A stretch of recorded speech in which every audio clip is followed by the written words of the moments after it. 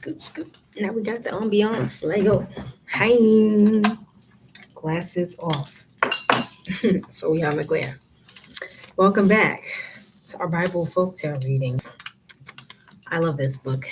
It's like, it's a textbook. It's so great. All right, we're going to hop right in. Today's story I picked out of here is called The Maiden, the Frog, and the Chief's Son. And in my last series with The People Could Fly, I always read the excerpt from the back first. And I realized that there's a similar excerpt in these ones too. So, reading from the end.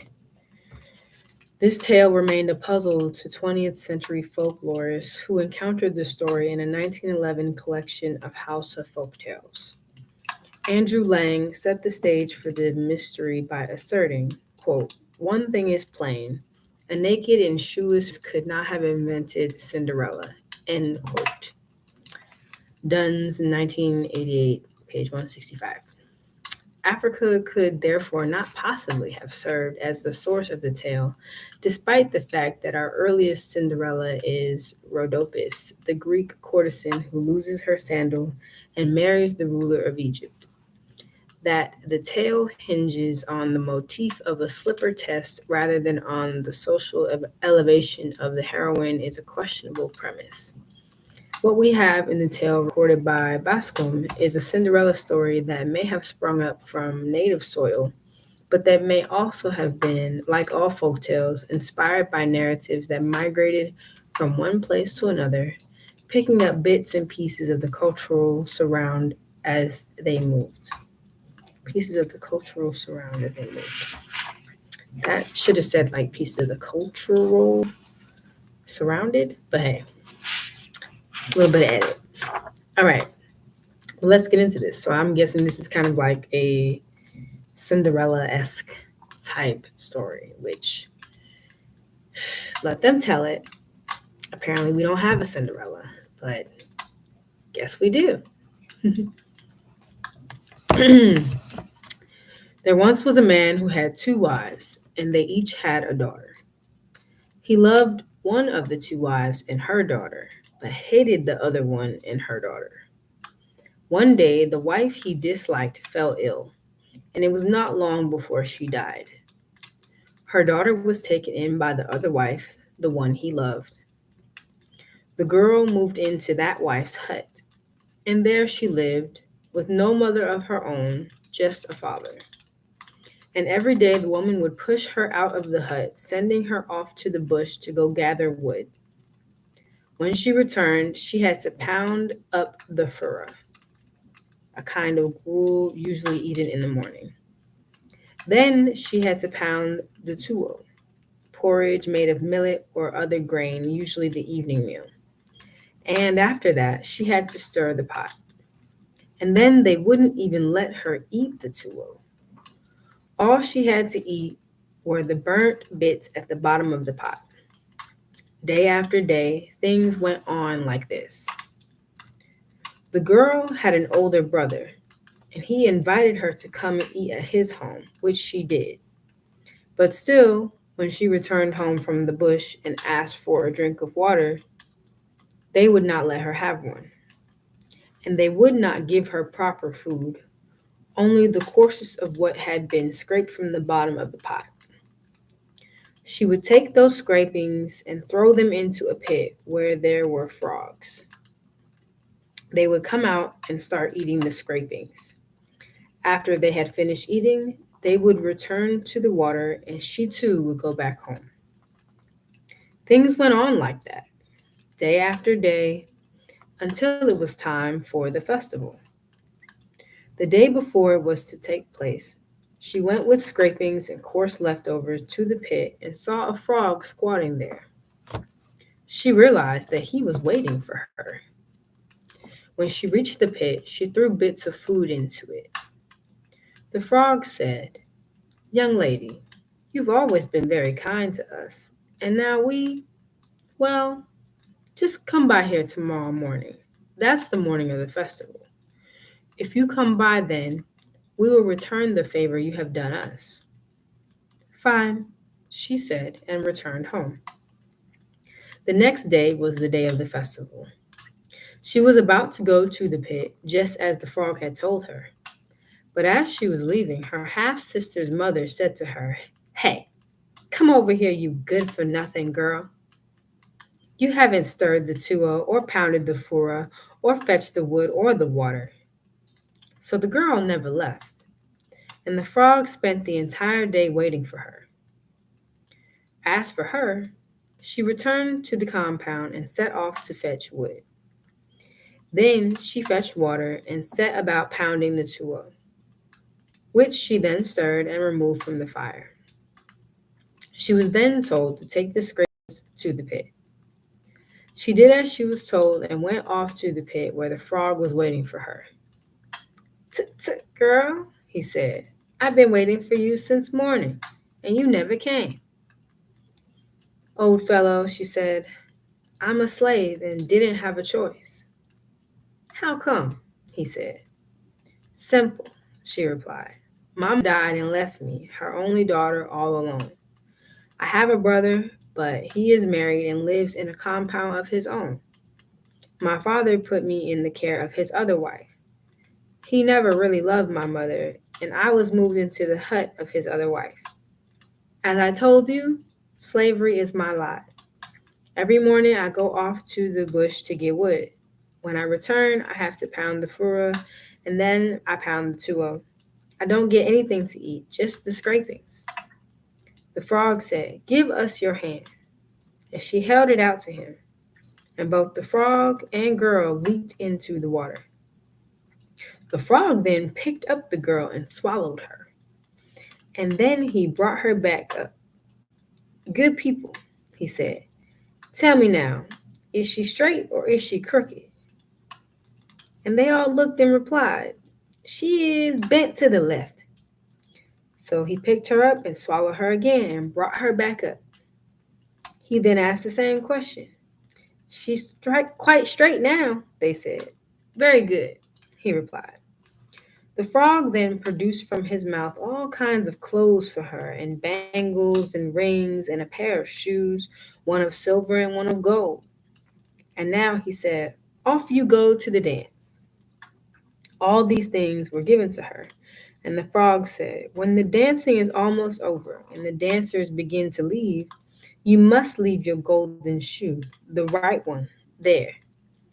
And the girl replied to the frog, "Very well, old fellow, I understand." And off she went. Meanwhile, the chief's son asked some young men and women to dance for him, and he saw the girl when she joined the dancers. "Well," said the chief's son, "there's a maiden for you if you like. I'm not going to let her join the dancers. I don't care where she comes from, bring her here." So the servants of the chief's son went over and came back with her. The chief's son told her to sit down on the couch, and she took her place there. The two chatted for some time until the dancers began to leave. Then she said to the chief's son, "I have to leave." "Oh, are you off?" he asked. "Yes," she said as she rose to her feet.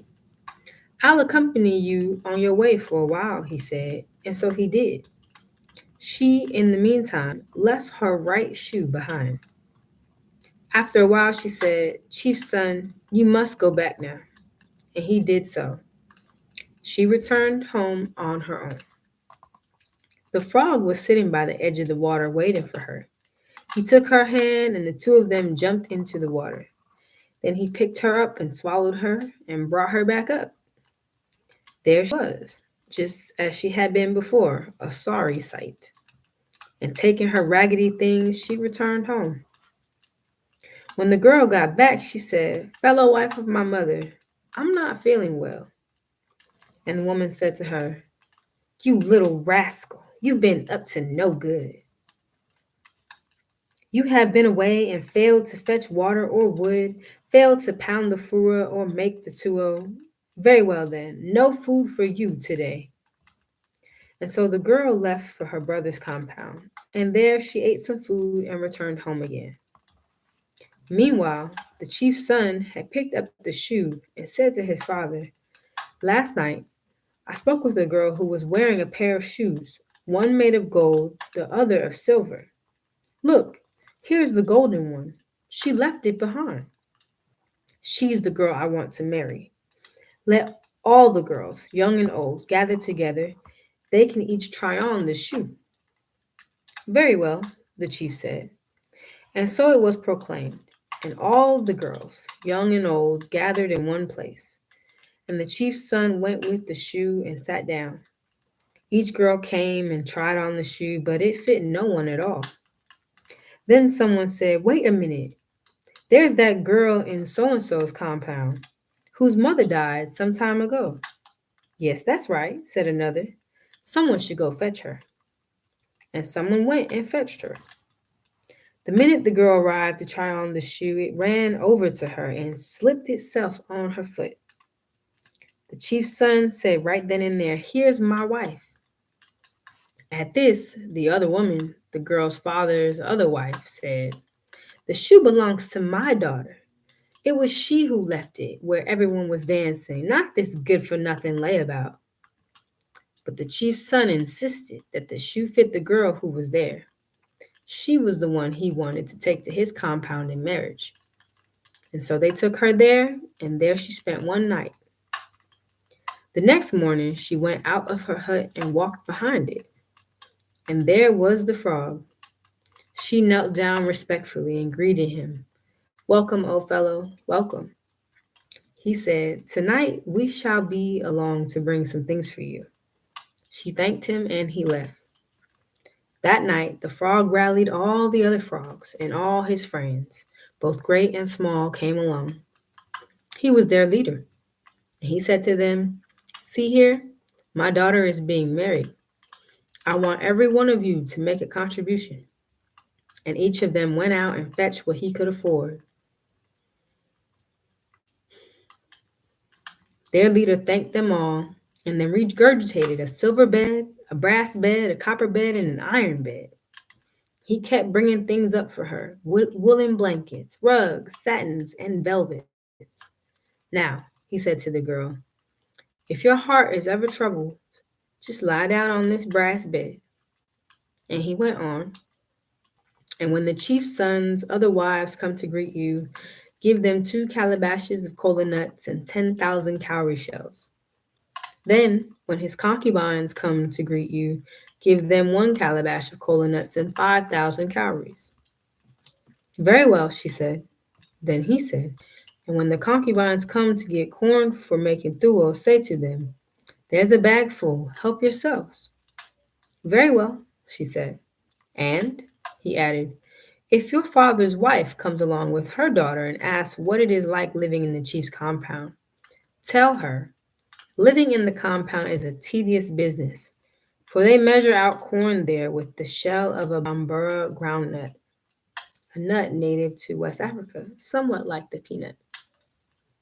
So there she lived until one day her father's favorite wife brought her own daughter along with her at night, took her into the chief's compound, and exchanged the 2 girls, taking home the one that was not her daughter. The woman said to her, "Oh, I forgot to get you to tell her all about married life in the chief's compound." "It's a tedious life," the girl said. "How so?"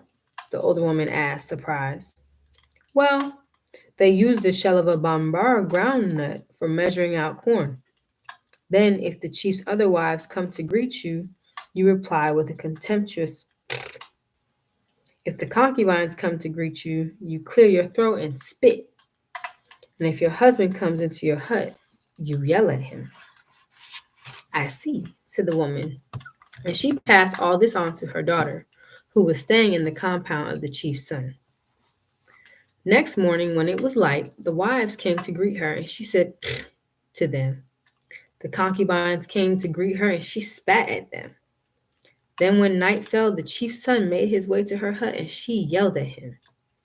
He was astonished and left. For 2 days, he pondered the matter. The chief's son called together his wives and concubines and said to them, "Look now, I've called you together to ask a question. The young woman they brought me is different. How did she treat all of you? Hmm, how indeed, they all exclaimed. Every morning when we went to greet her, she would give us cola nuts, 2 calabashes full, and cowries, 10,000 of them to buy tobacco flowers. And when the concubines went to greet her, she would give them a calabash of cola nuts and 5,000 cowries to buy tobacco flowers with. And then evening, corn for tuo. It would be a whole bag full. You see, he said, as for me, whenever I went to her hut, I found her kneeling respectfully, and she wouldn't get up until I had entered and sat down on the bed. Hey, he called out, boys, come over here. And when they came, he went into her hut, took a sword, and chopped her up into little pieces. He had them collected and wrapped up and then sent back to her home. When the boys reached the house, they found the true wife lying by the hearth. They picked her up and brought her back to her husband. The next morning at dawn, the young woman picked up a little gourd water bottle and went behind her hut. There she saw the frog. Welcome, welcome, old fellow, she said. She told him that she wanted to build a well, and then all of you can come live in it and be close to me. All right, the frog said. Tell your husband. And she did. And the chief's son had a well dug for her close to the hut. And the frogs came, climbed into the well, and there they lived. That's all. Kungurus kankusu. A formulaic ending for the tale, off with the rat's head. So there is a Cinderella story from Africa. Now you know, and now I know too. So that was pretty cool. I like that one. Well, friends, want to appreciate, just say thanks y'all for hanging out with me and listening to the stories, whether it's the replay or you watched it live. Much appreciated.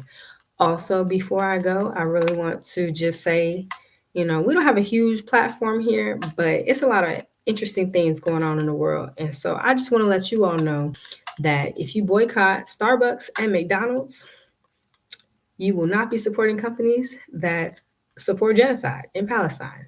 So, free Palestine, free all the oppressed people in the world. Love y'all. See y'all next time.